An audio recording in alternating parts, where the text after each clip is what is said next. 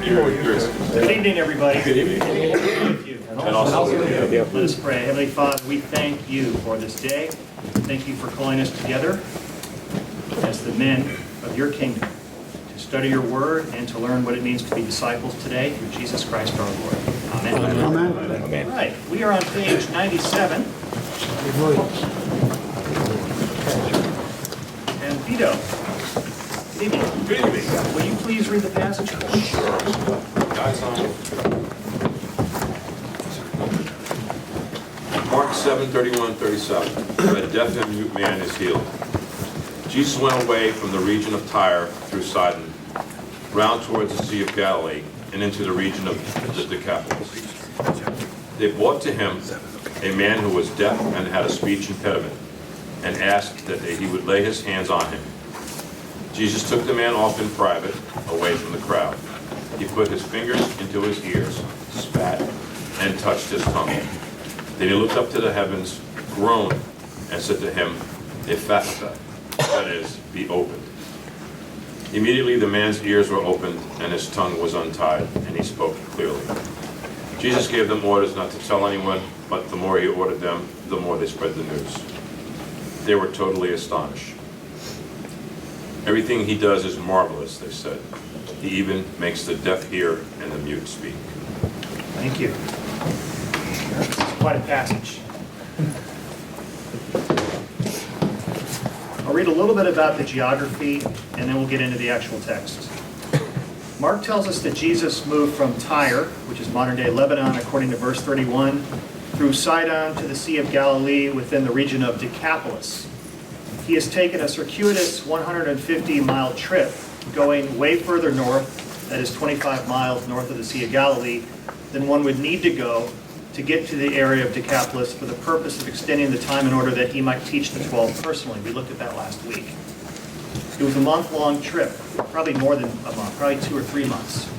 How do we know this? Well, do you remember the feeding of the 5,000 when Jesus told them to sit down according to Mark? Do you remember what he told them to sit down on? Grass. Not just grass, but green grass, right? Which tells us the approximate season.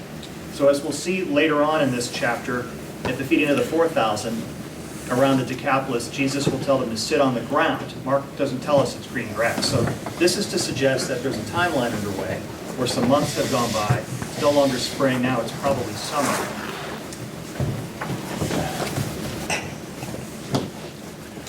That's the background. So Jesus has been taking a long journey with his disciples, teaching them, preparing them. And so now they go into deep Gentile territory. And let's look at this section together. What are some of the things that you observe about this account according to Mark?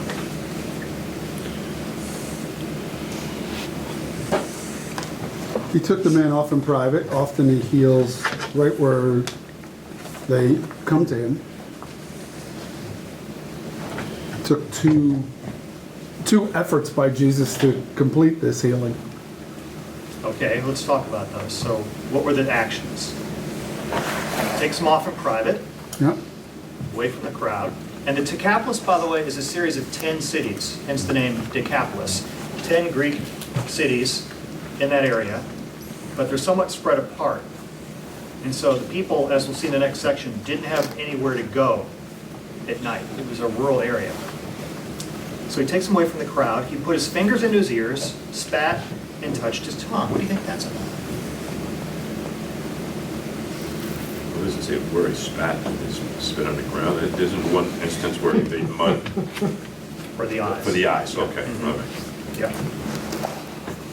Now, as we're thinking about this, let's read Matthew's parallel account. Ray's going to read for us Matthew 15:29 to 31.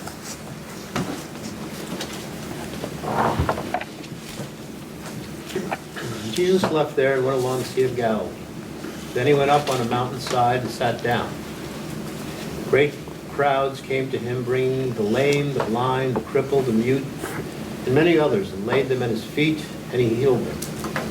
The people were amazed when they saw the mute speaking, the crippled made well, the lame walking, and the blind seeing. And they praised the God of Israel. Okay, so they praised the God of Israel, which would suggest that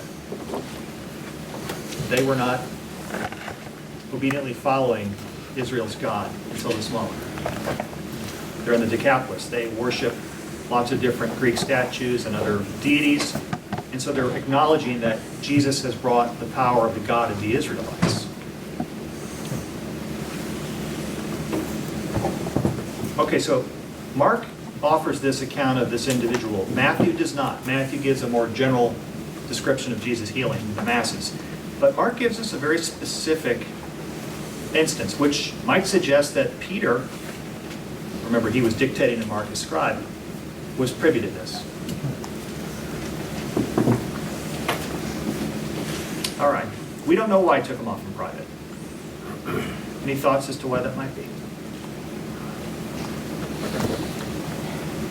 Probably he didn't want to have his notoriety known all over the place, at least not yet. Well, he keeps telling people that he heals to be quiet, not to tell everybody. So maybe this is one way to ensure that he's not going to tell everybody, that he takes him aside and keeps him private.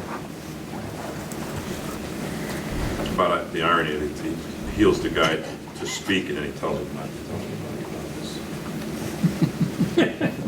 Right. There is a lot of irony.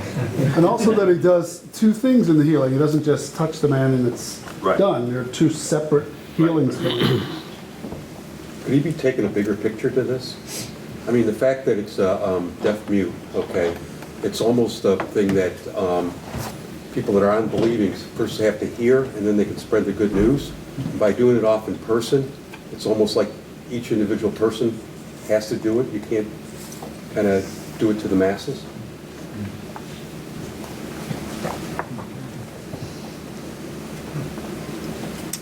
That's an interesting point, because usually when he's healing somebody, he'll say, your faith has healed you, go and tell nobody. In this case, he never brought up about the man's faith. So it's interesting, first you have to hear the word to believe. Does he bring him to that he can hear, and then he believes? And he's, I don't know. It's just a different miracle compared to what they've done in the past. Interesting path, yeah. And this poor guy probably didn't even know who Jesus was, because they brought him to Jesus, and how would they communicate to him what they were even bringing him there for, who he was going to see. So he really got blindsided. In Israel, the deaf were categorized with the insane because according to the rabbis, they had no idea what they could understand. So he was definitely an outcast. Okay. With last week's reading, I guess 2 weeks before too, if you guys did the reading, I wasn't here last week, the week before, where it talks about the woman that's healed, they say that there's a connection between that and Elijah too. So Jesus' prophecy is being connected to being that, the Gentile woman. So I wonder if that's an implication to this scripture reading. Didn't Elijah, wasn't his tongue touched? Oh, Isaiah. Isaiah. No, Elijah. It says here, Elijah aided a non-Jewish woman in the area. And it says here, emphasizing the woman was a Gentile in a great need. In fact, the Decapolis is an extension essentially of the area she represented, non-Jewish. Now, when Jesus touched him, this invites us to consider what the incarnation really meant, that God became one of us in the flesh, experienced our pain, our suffering, and Jesus touching him gives power to that theological perspective that,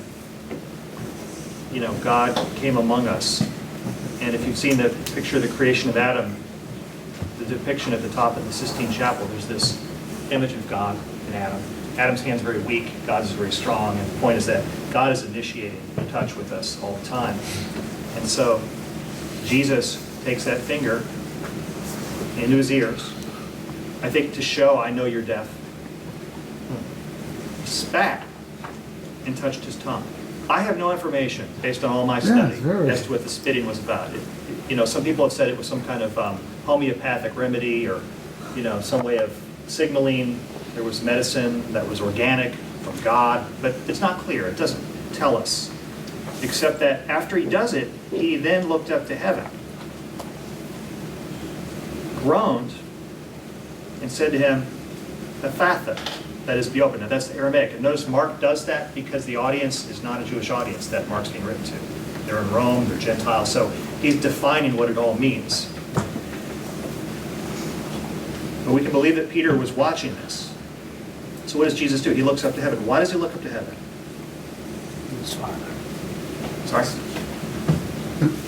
Oh, I said, to pray to his Father. It all comes from there. Come from him. Remember Jesus would go off privately and pray, Yeah. commune with his heavenly Father, come back empowered. And when the woman touched him, he felt power go out of him. It's interesting that it seems, that's what I think it is. It's that more that what's coming out of him is going into people. It's almost as if this, he sighs often in a few of these accounts. And I think those sighs are, part of his soul is going into those other people. That's what I think is happening. And it's not hurting him, it's just, it's very powerful. And it must, just the experience itself has got to be just, okay, even he's being affected by his own giving that way. That ties into Genesis where the word for breath and spirit in Hebrew are the same word. So God breathes his spirit into humanity. When these people are touched by Jesus, that same ruach, that's the word, that spirit flows into them. Right, it's almost like he's an empath. He's feeling their pain. That sigh is like, oh my gosh, this is what this guy's going through. So here. It's a good insight, and we're going to look at that in the Humans, next section when Jesus feels compassion, we're told, for the crowds. It's a description of just what you said.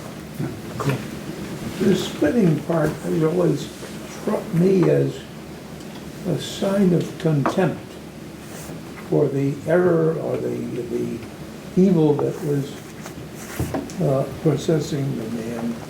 And I don't know, it's a similar contempt in other parts of our own world.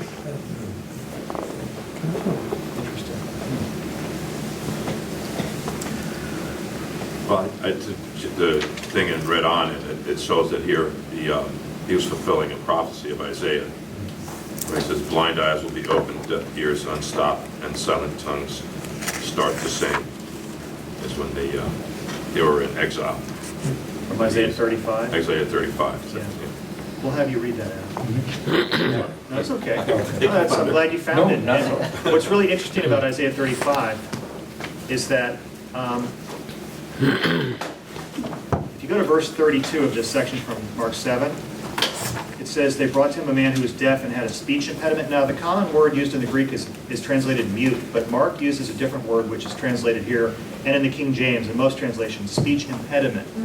Why this is interesting is because that's the only place it occurs in the New Testament, is right here, speech impediment. It occurs one other place in the Greek Old Testament called the Septuagint, which is in chapter 34. So it's like Mark's tying us back in by using this specific word to Isaiah 35. Are you tracking with me? It's a little esoteric, but That's the only place it appears. it's only place. So it's a certain kind of speech impediment. He's not totally mute. It's described as a speech impediment. It's a very specific word, like a stutter, kind of like what Moses had, maybe. Oh. Right? So we go to Isaiah 35. Let's read the whole section. It's all emphatically on me, he said, and he spoke clearly. Means he was able to speak something, but not everything clearly, but now it was clearly spoken. Yes. So verse 6 of Isaiah 35 is where that word occurs before. And Adam, if you'd read the whole section, and you'll hear verse 6 when he gets to it. Joy of the redeemed. The desert and the parched land will be glad. The wilderness will rejoice and blossom. Let the crocus, like the crocus, it will burst into bloom. It will rejoice greatly and shout for joy. The glory of Lebanon will be given to it, the splendor of Carmel and Sharon. They will see the glory of the Lord and splendor of our God. Strengthen the feeble hands, steady the knees that give way. Say to those with fearful hearts, be strong, do not fear, your God will come. He will come with vengeance, with divine retribution. He will come to save you. Then will the eyes of the blind be opened, the ears of the deaf unstopped. Then will the lame leap like a deer, and the mute tongue shout for joy. Water will gush forth in the wilderness and streams in the desert. The burning sand will become a pool, the thirsty ground above bubbling springs. In the haunts where jackals once lay, grass and reeds and papyrus will grow, and a highway will be there. It will be called the highway, the way of holiness. The unclean will not journey on it. It will be for those who walk in that way. Wicked fools will not go about on it. No lion will be there, nor will any ferocious beast get up on it. They will not be found there, but only the redeemed will walk there, and the ransomed of the Lord will return. They will enter Zion with singing, everlasting joy will crown their heads. Gladness and joy will overtake them, and sorrow and sighing will flee away. Thank you. So this is a prophecy that Jew and Gentile will celebrate the kingdom together. And so many commentators think that Mark specifically linked those two words together in order to link these two events together. Because we have the same region essentially that Isaiah is describing happening right here with Jesus actually making this man speak. Is the fact that now people, they're knowledgeable of Jesus, especially the Jews, are they seeing the Isaiah idea of the vengeful God now? The God who's going to come and smite everyone else? Or, is this what Jesus is definitely trying to avoid at this point? Because I'm sure there are people saying, he's here, and this is the guy, and we've got to get him to fight for us now. Yes. And he's definitely, obviously not doing that, but the same Pope, at the same time, they have to be thinking this now. Can you think of which of the 12 disciples wanted Jesus to destroy the Romans in his lifetime? Judas. Right. Some think that the reason he turned Jesus over for the price of a slave was to provoke a fight that he was too anxious to have happen, and it wasn't happening. That Judas actually wanted Jesus to defeat the Romans and that he was essentially on his side. But the Gospels don't suggest that that's the case because Judas was a betrayer from the beginning, it says. But the point is well taken, and it's a good question to ask because part of why Jesus said don't tell anybody is because he didn't want the crowds to get the wrong emphasis, to focus too much on vengeance now. The vengeance doesn't go away, but how does it work out in what we call eschatology or the theology of the end of time? Is the vengeance a thing in this world or somewhere else? I think the Jews thought that it was in this world. I think that they were looking for a redeemer that would put them, where they belong, where they felt they belonged, and also redeem, everyone at the same time. But from what I've read, and I've gone far in the, I don't think Jesus was never thinking that, ever. It's a really weird thing because I know the Jews really wanted him to go and sort of, take care of everybody. But I just, and that's why this passage is so strong, because of the fact that he was probably, he felt everybody's pain as well. He knew what they were thinking, and yet he was like, that's what I'm not here for that. The ultimate goal is where I end up. But this is, I'm sure there was a lot, he was feeling a lot of things at this point that were probably very conflicted because at the same token, he had the power to do whatever he needed to do. But his mission was one of peace and one of, glory, and that wasn't going to be it. Destroying everybody else wasn't going to be what the ultimate goal was. I think an interesting thought that's come to me in the past few minutes about this is that what is happening to this group of men being as advanced as they are in relation to men in general that they is relating to God, and these experiences they're having right now. And what they're being taught, what God would like to teach them, he's only going to teach them through his men what he thinks they are able to learn and benefit from now, and that 10 years and months from now, 10 weeks from now, even 10 hours from now, they may have more sophisticated learning that comes out of this learning experience. But the beautiful thing is that the reaction that all the men are getting is different. None of it is perfect, but in relation to their wanting to truly learn more about their Father and behave more like he wants them to, they are all going down the correct path. It's their individual path, but it's for the correct destination. Beautiful situation. to Al's point, the the Jews always thought the Messiah would establish a kingdom on this earth. He would be the new king.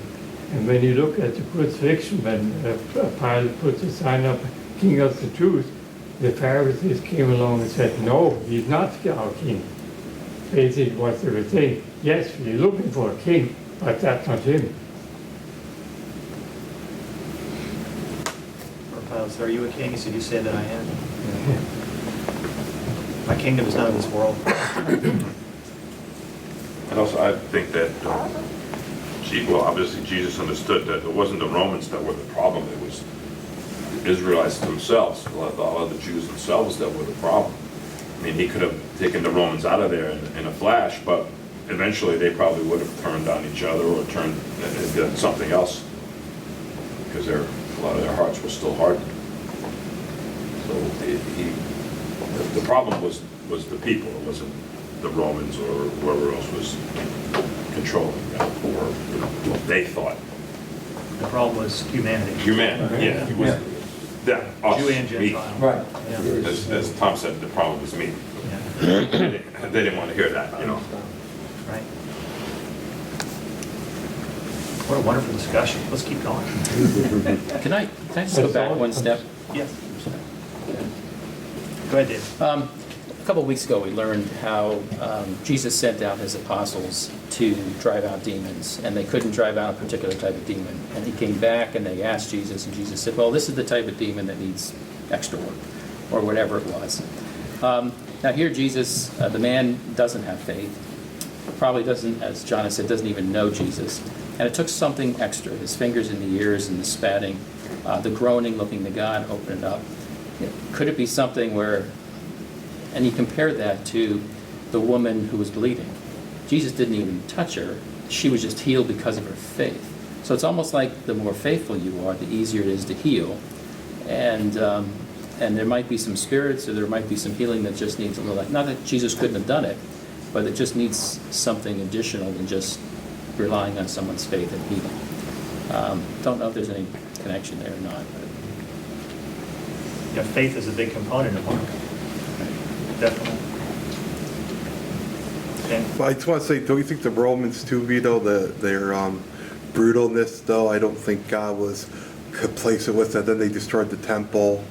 I'm just saying that I think the Romans, in fact, if you think about it, I don't know how true this is what the Catholic Church claims today. When Christ took over, he took over the concept of the Pope, the role of the Pope, took down the emperor's name and so forth, and they destroyed the Roman Empire from within. But I'm just thinking that because Rome came in and oppressed you, exploited you to no end. So I mean, I think the Jews in that sense had a right to gripe about them coming there, because it's not like they were really helping them. I mean, think about it, they forced them to, they brought paganism there, which must have horrified them. That city, I would love, Father Joe, to see that, if they could find any of the statues. Like, I was surprised they found a statue of Pan not that long ago there, and it blew my mind to think they would have those pagans. Where the confession of Peter occurs, at Caesarea Philippi, that's where Pan was worshipped, the god of fertility. And don't forget that the Greeks, the Persians, others had invaded the Jews over. I mean, they were a conquered people again and again and again. So the Romans were just the latest conquering force. Right? I wasn't saying that the Romans they weren't the bad guys, they were. The thing is that it wasn't just them. When the Romans were gone, somebody else would have come in, and it would have started all over again. Exploitation, yep. In God's kingdom, that's not going to happen. Once they're gone, and it's just going to be. The heart of the problem is the problem of the human heart. What's interesting, there are two conflicting messages in there. The Pharisees are looking for a king to liberate them from the Romans. The regular people, where all the miracles were happening, they saw him as totally different. Saw him as a big, I don't know, prophet or whatever it was, but they did not think he would be a king who liberates the company, the nation from slavery. So two different things going on. There were different motives. So the Pharisees had their motive, which is to keep the law, Yeah. have their own king as a Messiah. The Sadducees actually controlled the temple and profited from it, and actually appreciated the fact that the Romans gave them that power. And the Sadducees and the Pharisees despised one another, but they united in opposition to Jesus. Yeah. That's something to remember, that they were actually enemies, but suddenly they're working together for a common purpose, to remove Jesus. It's the leaven. 11. The level. We'll be looking at that, right? Yeah. Even right in Pontius Pilate and Herod became friends after that, after they connected over the trial of Jesus, which is interesting too, that even though it was destroyed him, he still was unifying people. Yeah. The paradox there, right? George, how about reading the study guide for us? We'll start on page 98, where it begins, as we've already seen, and we'll go to the end on page 99. As we've already seen, Jesus was doing things which raised dangerous ideas and suspicions. The self-appointed legal experts were already angry with him. The word of his doings had already gotten back to Herod Antipas. In a world where rumor was a fast and effective means of getting news about, and where to be talked of as a prophet was to court disaster, look at what happened to the last one. Rumors of the prophet Jesus were everywhere. And yet his mission to bring God's kingdom and power, overthrowing the tyrannous rule of the enemy, had to go forward. At this point, we can only speculate, but Mark seems to invite us to do just that. Perhaps Jesus was hoping for a bit more time before he had to draw things to a head. Perhaps he was intending to travel around for some while yet, gathering more support, giving more of his beloved but obstinate Galileans a chance to hear his message and turn their ideas around. But things were already difficult. Mark's story to this point had been full of times when Jesus had hoped to be alone, to escape the crowds, only to find out that they were waiting for him wherever he went. Now he must have realized that only a few more remarkable cures would bring such notoriety that the authorities would be bound to close in on him. He couldn't stop his kingdom bringing work, but he couldn't stop people talking about it either. Mark is thus preparing us for what's to come in the next chapter, when Jesus does indeed bring things to a head in a conversation with the disciples, which results in a new phase of his ministry. But in the meantime, he's also reminding us the significance of these healings. He even makes the deaf hear and the mute speak. Mark's readers might have known what Jesus' Galilean onlookers had in mind, namely the prophecy Isaiah. Blind eyes will be opened, deaf ears unstopped, and silent tongues will start to sing. This was a prophecy of renewal of Israel after the long, sad years of the exile. God's people would be rescued from the pagan oppression, and creation itself would celebrate. Healing then, and perhaps healing now, though we don't always realize it, can never be simply a matter of correcting a few faults in the machine called the human body. It always was and is, and perhaps supremely so in Jesus' actions, a sign of God's love breaking into the painful and death-laden present world. It was and is a pointer to the great healing that will occur when the secret is out, when Jesus is finally revealed to the whole world and our present stammering praise is turned into a full-hearted song. When Mark urges his readers to follow Jesus, he envisions not a boring life of conventional religion, but things happening that would make people astonished. If we're still too deaf to hear what he's saying, the problem is perhaps with us than with the message. Thank you.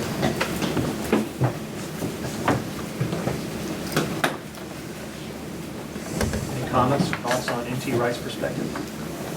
I have two things with promises in this chapter here. One is where he says, healing then and perhaps healing now. What is he talking about? Healing then and perhaps Is he healing believer or now, not believer? though we don't always realize it, can never be simply a matter of correcting a few faults in the machine called the human body. What do you think he's saying? The healing isn't what he's here. Something else is more important. Or spiritual healing? The kingdom.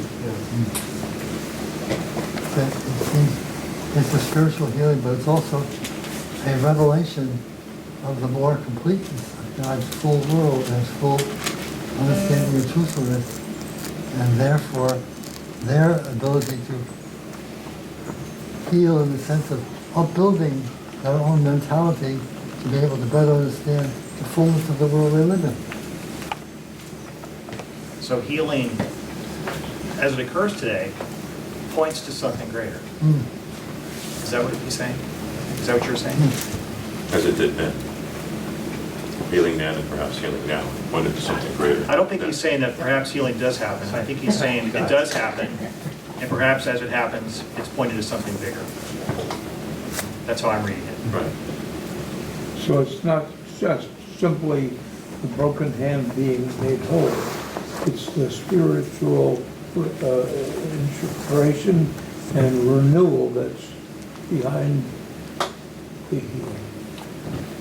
Yes, in fact, he capitalizes healing when he says later on, it was and is appointed to great healing that will occur when the secret is out, when Jesus is finally revealed to the whole world.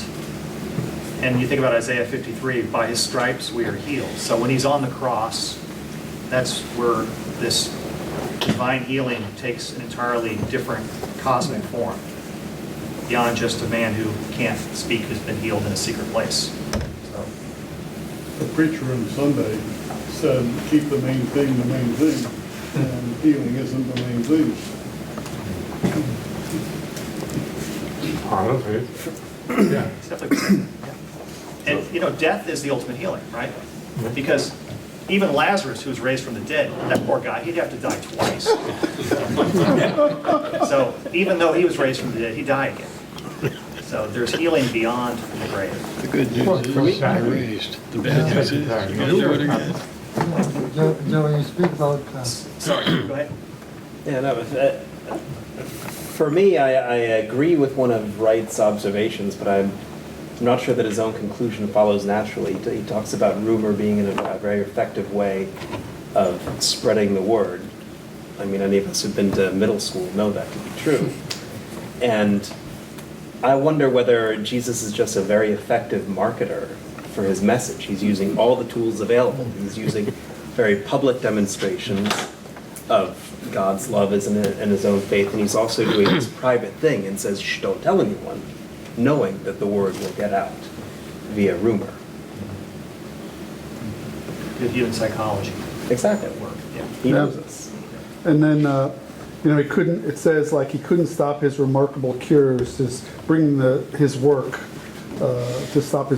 couldn't stop his kingdom bringing work. So bringing faith and healing and opening people's eyes to his message. But then he also couldn't stop people talking about it. So is that a point to the fact that God doesn't interfere with choice, or is it just to fulfill the prophecy?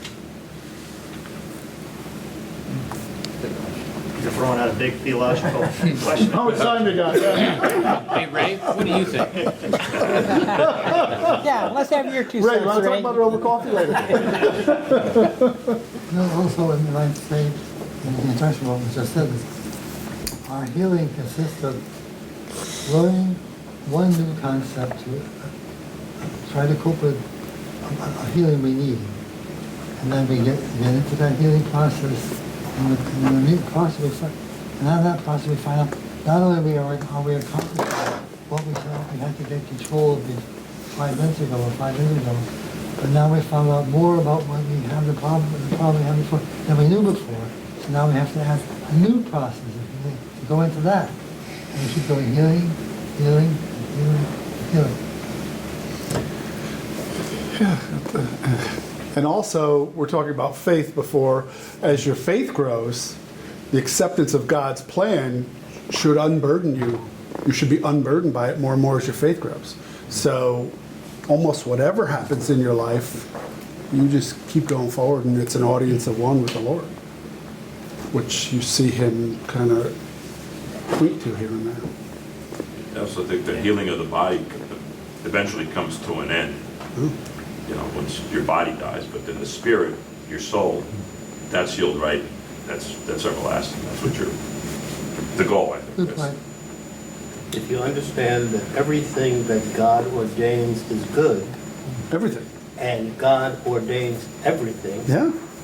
We talked about that the other night. then everything is good. Yeah.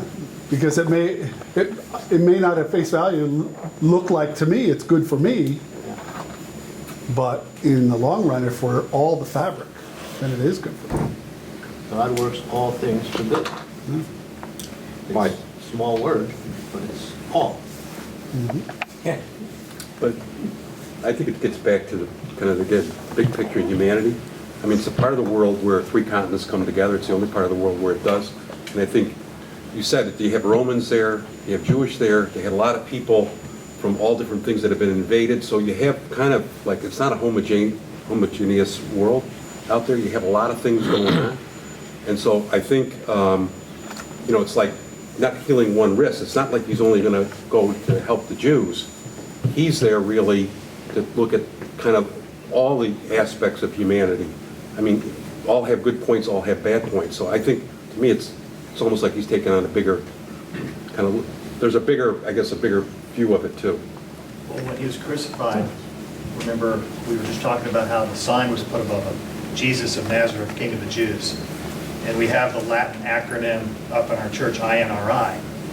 It was in Latin, Greek, and Hebrew, because this was the crossroads of the world. People would be walking back and forth, checking out the crucified, speaking different languages, and Christ was truly crucified at the crossroads of the world at that time, for the sins of the world, not just for one group of people. Oh, when he said, you know, many, if the Great Commission, go out in all of the world and preach the good news. That means not only for the Jews, but for everybody out there. Yes. That's why I don't quite go along with his little hint that Jesus couldn't stop them from speaking. I think he was in control of everything the whole Yeah, time. right. Really. He wanted them to Yeah. Oh, that's why you circled it, okay. Exactly. Yeah, I don't go along, but that was just a small little side point that you said, that Jesus couldn't stop. I think he could have if he meant to. I think he was in control, even up to his crucifixion, he never was out. Don't you think too he got annoyed with the disciples? Like I think at the first being mad at, he did get annoyed with disciples a lot. But I think the whole point too also is that Jesus came to fulfillment of fulfilling the Jewish prophecy to release all of us eventually too. When you say that too, Father Joe, that was because he did come and he was set on Jerusalem at the time when he lived, and he did focus. He did go off a little bit on the side, but you even heard him sometimes. He almost came off prejudiced. Remember, it was that Greek woman calling her a dog. I mean, I mean, he was a person of his time too. I think, and I think that he was serving his purpose to fulfill the Jewish prophecy of the Messiah too, but after his death, it became something greater. Good insight. Very good. 4 years of seminary or something, right? It shows, Dan. But it never wavered. I mean, it was always to the cross. There was no, okay, I'm starting here and going there. It was, his life was to the cross. He spent so much time with his disciples on that meandering 150-mile journey, and we don't know what he did with them, but he was preparing them for the transition from ministry to the Jewish people only to the Gentiles. Because what happens in the Decapolis is it begins where he starts to minister to Gentiles. Remember, Jews would touch Gentiles. And in this feeding of the 4,000 we'll look at next, what we don't see is that this is scandalous, that the disciples would interact with food with non-Jews. So they were coached for a long time, guys. Right. Their call was to seed, right? Their call was to seed the world. But isn't it weird how Peter didn't say anything at that moment in the writing, you know, the gospel lessons? He'd talk about that, but later on he was like the observant Jew that didn't want to touch, You know, In the book of Acts. Yeah, He where had to be converted to eat all things as clean. He had this vision of a cloth coming down with unclean foods on it. So, yeah, Peter's a good example. So even by that point, after Pentecost, he was still growing, as we all are spiritually.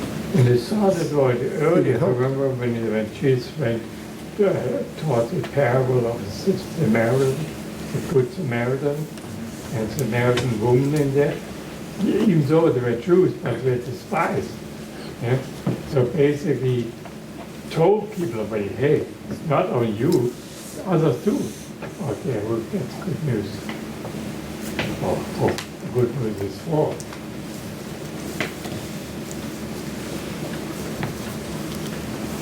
Get some good mileage out of this section. and even go further than that, right? Where Jesus said, "You are the God that you worship the God in the mountain, and we worship God in the temple, but He's God of the Spirit beyond that." So he was like saying that that barrier is being broken.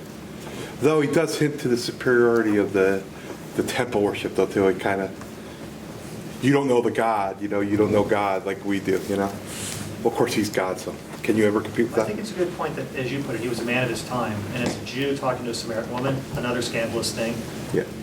he said, neither on this mountain nor on any mountain. Meaning Mount Gerizim, where the Samaritans created their own temple, over and against the temple in Jerusalem. Jesus was saying, no, it's not there. But we also know it's not going to be in Jerusalem either, because he says that it'll be destroyed. And also likening the destruction and the rising to his own body. So the human body becomes the temple of the Holy Spirit, which Paul develops in the New Testament. So there's a lot there. Just remember that you are marvelously made, you are special, and you are housing the Spirit of God. You're precious. So each day, remember that.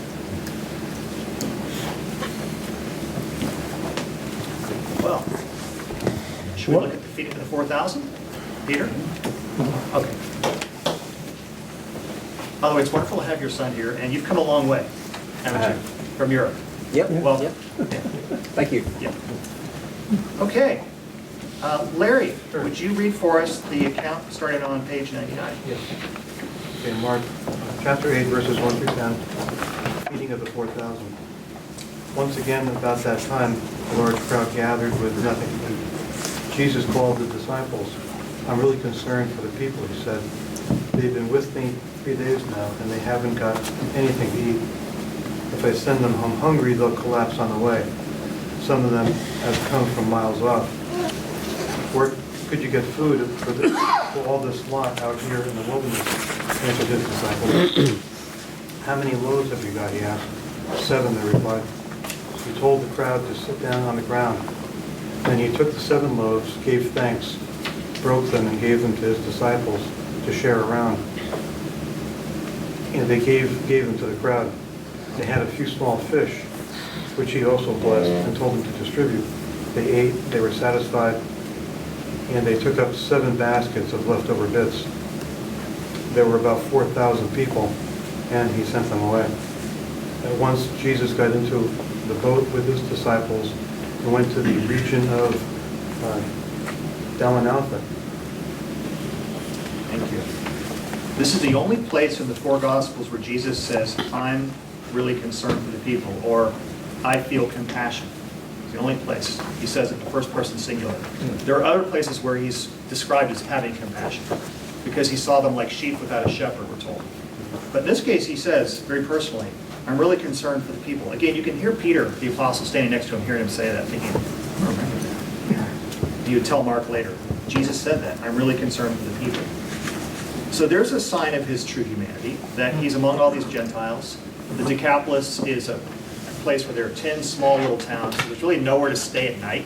So these people are probably sleeping on the ground over the course of this 3-day healing mission. Unlike Galilee, where you had many, many towns, they probably went back at night. Here, this is a place, it's a lonely place. It's a desert place in many ways. So they're probably sleeping on the ground, and they're hungry. And Jesus knows that. Now, we will, of course, compare this to the feeding of the 5,000 as we go along. There are different numbers involved, and at the same time, it's a very similar miracle. What are some of the thoughts or comments you have right off the bat? Well, the disciples again. Where can you get the food for all this after they just had the last miracle? Again, they Still don't get it. don't Yeah. understand. They still don't understand. They're still We're lost. out here in the wilderness, like, Yeah, that worked. Go get the bread again. Go get the Yeah, last practice. guy. yes. So let's do what we These were did last practical time. people, though. You have to keep that in mind. They were the common people. They had to, work for a living. So they weren't so they didn't, money didn't grow on trees back then either. I mean, yeah, Jesus did miracles, but it's interesting. Some even, I don't necessarily believe this, but some of the, I guess, more modern scholars even think that maybe the miracle was not only Jesus, blessing and breaking the bread, but getting other people to share it too. I think more of the traditional way of the miracle happening. But I wonder if that's true too. Like there's so many people hungry in the world, and think about all the food we each waste every day that we could share with other people, I just thought that's an interesting point by the so-called progressive Christians. And some have called it a social miracle, as their way of understanding it. Mark tells us that it was a miracle by Jesus. And how many loaves were used in the feeding of the 5,000? You remember? 5 loaves, 2 fishes, right? 5 and 2, right? Yeah, 5 and 2, right? yeah, baskets left over. Yeah. Right, 5 loaves to 5,000. Here we have 7 loaves and a few small fish. Now what's more interesting is the gathering up at the end of those numbers, and we'll look at those. So at the feeding of the 5,000, remember they found a little boy with 5 loaves and 2 fish. And it was Andrew, I believe, who said, how's this guy? Right. So it's interesting, Vito, you make that point that how are they wandering again? Well, they said, we're in the desert, or as this translation puts it, out here in the wilderness. Where are you going to get food? Okay. So the other time, weren't they in the green space? So they were almost in more of the land of so-called plenty. Yes. So now, trying to get, like the Vito saying, okay, yeah, they didn't maybe get the full brunt of learning what's going on, but they're also at a place where maybe it's harder to come by. Got transported from the supermarket because they were closer. Right. Doesn't seem to make a difference. yeah, right. Well, as we think about God's nature, and compassion comes to mind as we look at verse 2, I'm really concerned or feeling compassion for people. Let's hear a few scriptures that the Israelites would have been familiar with. One is Psalm 111, verse 4. If Lou could read that for us, please.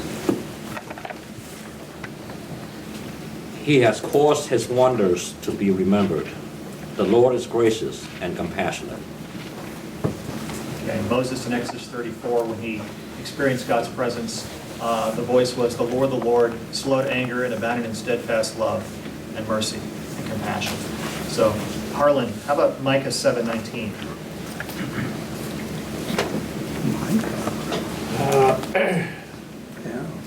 You will again have compassion on us.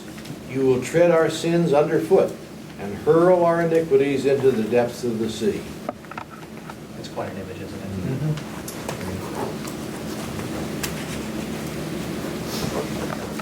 So the compassion of God is revealed very specifically here with Jesus. Their daily bread. Could you even argue going back to Exodus where God, through Moses, had it set up to even take care of foreigners, their slaves that were even under them, to have certain laws and set. So God was always providing for all his children, even at that point in time. And when we had our Joshua study, remember those guys dressed up as, what were they dressed up as? To be recipients of the mercy under the law. Sorry? They were travelers from afar that Yeah, came. like sojourners. Right. So that was built in. Caring for their orphan, the stranger. And we as a church continue to do that, don't we? We don't ask for any real information when we offer our charity. Like when we put these clothes and food back here, we take it to Jericho and it's in God's hands after that. And so that's been part of the compassion of God's people all along, was caring for others, including the stranger and the sojourner. Is the 4,000 men, or is it just 4? Good question. Well, let's do the math again. It's 4,000 men. Well, okay. So if we throw in women and children, we're maybe looking at 20,000 as opposed to 25. But we don't know exactly. Because here it says 4,000 people. There's something, but we don't know. Yeah. what's interesting, some of the other accounts, it says in parentheses, but not counting women and children, he doesn't say anything at all.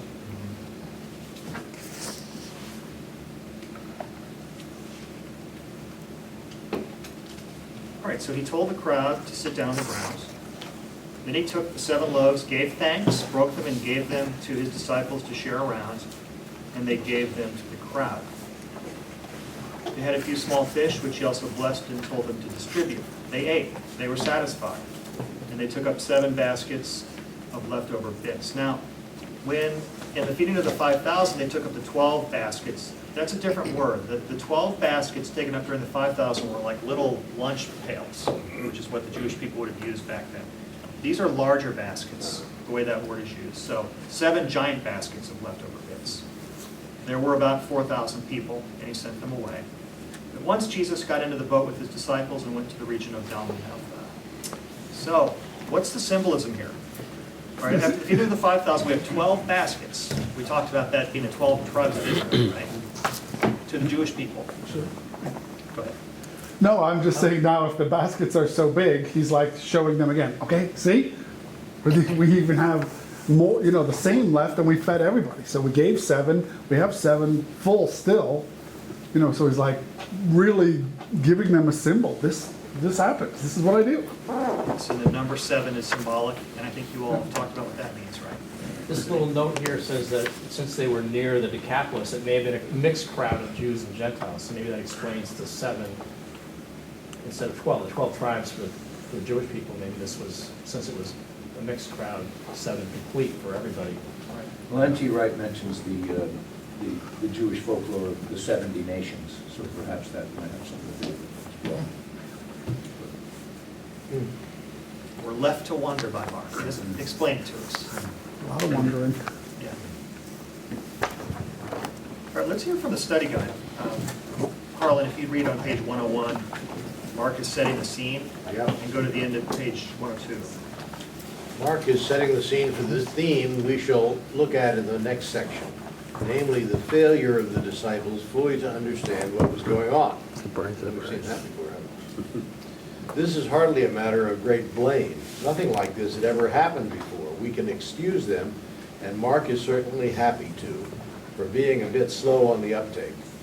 He seems to be emphasizing that the feedings, along with the healings, are ways in which Jesus' identity as the true Messiah was being unveiled. But since no first-century Jews known to us were expecting a Messiah who would multiply loaves and fishes, we can, once more, hardly blame them for that. So what can we learn today from this strange story and its earlier look-alike companion? It would be easy to reflect on the ways in which, throughout Christian experience, Jesus continues to have compassion on those who follow him, to be aware of and sensitive to their needs, and to meet those needs, often in unexpected ways. In everything, by prayer and supplication, let your requests be made known to God, wrote St. Paul, Philippians 4:6. Such prayer receives strong and warm encouragement from knowing that the risen Jesus certainly cares for his people at least as much in his glorified state as he had done when sharing our earthly existence. Unlike Matthew and Luke, Mark doesn't include in his gospel a version of the Lord's Prayer, but the Jesus he shows us is precisely one who would encourage us to pray not only that God's kingdom would come on earth, as in heaven, but also that God would give us this day our daily bread. Many Christians fail to appreciate and appropriate this personal concern that their Lord has for them. One does not hear of people being rebuked for asking too much or too frequently. At the same time, it is noticeable that in both stories, Jesus not only feeds the crowds, he involves his disciples in the feeding. The closer we are to Jesus, the more likely it is that he will call us to share in his work of compassion, healing, and feeding, bringing his kingdom work to an ever wider circle. Unlike magicians in the ancient world performing tricks to gain money or personal kudos, Jesus is concerned to bring his disciples into the work in which he is engaged. The Christian life, as a disciplined rhythm of following Jesus, involves not only being fed, but becoming in turn one through whom Jesus' love can be extended to the world. Of course, our resources will seem and feel totally inadequate. That is Jesus' problem, not ours. And these stories indicate well enough that he will cope with it. Our task, as has been said often enough, but still needs to be heard and acted upon, is not to bemoan how few fishes we have for the crowd, but to offer them to Jesus, to do whatever he wants with them, and then to be ready to distribute them to our own surprise at his command.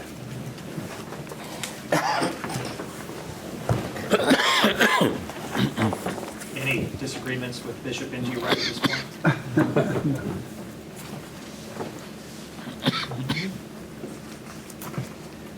You know, we keep talking about the disciples and how thick they are, and they just can't get it, and they go over and over again. And I can't help but think if there was a gospel written about my life and all my failings, and there was a video showing it, you know, we would see the same mistakes being made over. Maybe not as dramatic as the feeding of the 5,000 or 4,000, but you know, I just love the way he kind of summarizes that you know, God isn't keeping score. He loves us no matter what, and he's patient, and he's going to see us through it. And I just love that the last two sentences there. You know, about we shouldn't be complaining about what we have or what we don't have. We should offer it to the Lord and see what he does with it. So it's really well done.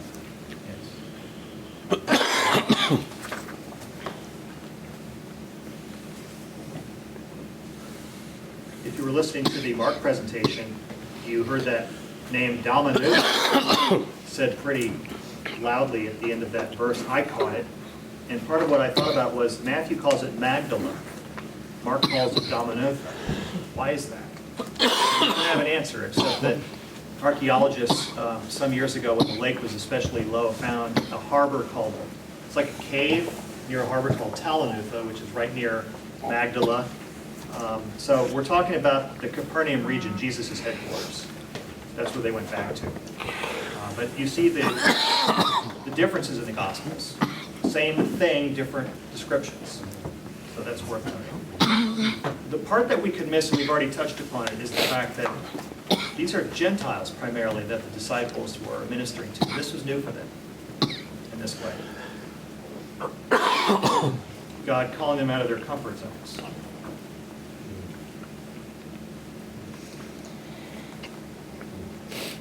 So we've got a minute left. Do you have any thoughts or questions or insights you want to share? It's interesting, there's no mention of it, whether they objected, but the fact that he had compassion for them, perhaps is what guided them on to do what they did, go feed them and, mingle with them and not feel that they were betraying anything, being, scandalous or blasphemous or anything like that. So it's an interesting thing. I think his take on it was that, these people need help. These people need food. Let's feed them. And just one other question, what you were talking about before, because Jesus was both human and Christ, he was constantly in prayer with the Father. Was that just because of his humanity, he needed to refill after power was taken from him from doing miracles, that kind of thing? Is that kind of where we are with that? I know, it's just in 1 John it says God is love, and before the creation of anything, God was love. He had to have this interrelational, Father, Son, Holy Spirit thing going on before there was anything else. So I think that was something that was continuing on when Jesus is fully man and fully God, but he's still communing with God just as he did before creation. Just my take on it. Yep. We are at our time. What I'll do is, and thank you for these wonderful comments, wrap up by going back to Moses and how he experienced God's compassion. This is from Exodus 34, verse 5 and following.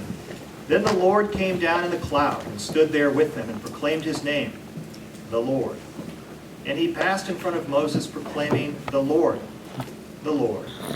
the compassionate and gracious God, slow to anger, abounding in love and faithfulness, maintaining love to thousands, and forgiving wickedness, rebellion, and sin. Thanks be to God.